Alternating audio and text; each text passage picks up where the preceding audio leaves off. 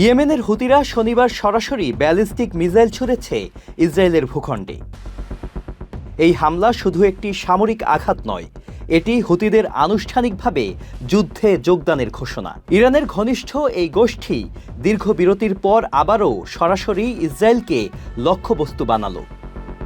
2025 সালে হামাসের সঙ্গে যুদ্ধবিরতির পর হুতিরা আক্রমণ থেকে সরে দাঁড়িয়েছিল। তবে নতুন করে ইরান ইসরায়েল সংঘাত তীব্র হওয়ার পর তারা আবারও সক্রিয় হলো। ইসরায়েলি সামরিক বাহিনী নিশ্চিত করেছে এই হামলার মাধ্যমে হুতিরা এখন সরাসরি এই যুদ্ধে অংশগ্রহণ করেছে। এর আগেই শুক্রবার রাত থেকে মাত্র 5 ঘন্টার ব্যবধানে তেল আবিবে অন্তত 5 দফা বড় ধরনের হামলা চালায় ইরান। 200-র বেশি সার্ভিস ও ফিচারে লেনদেনের সব বিকাশ অ্যাপে সম্ভব।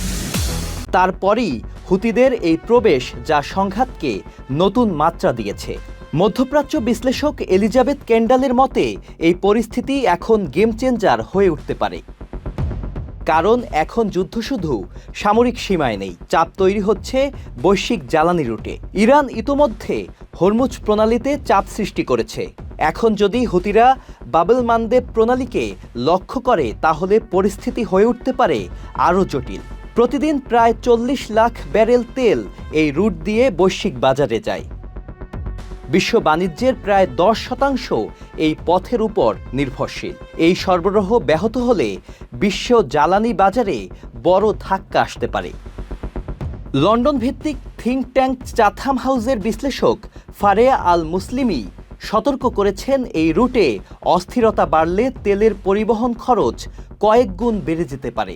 এদিকে হুতি নেতা মোহাম্মদ মরসুম হুঁশিয়ারি দিয়েছেন, আক্রমণ বাড়লে বাবেল মানদেব প্রণালী বন্ধ করার সিদ্ধান্ত আসতে পারে।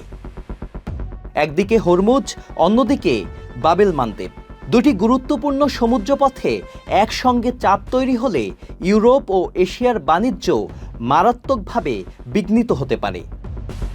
প্রশ্ন উঠছে, হুতিদের এই সরাসরি অংশগ্রহণ কি যুদ্ধের মোড় ঘুরিয়ে দেবে, নাকি বৈশ্বিক অর্থনীতির জন্য নতুন একটি সংকটের শুরু? Sajid Abdullah, channel I.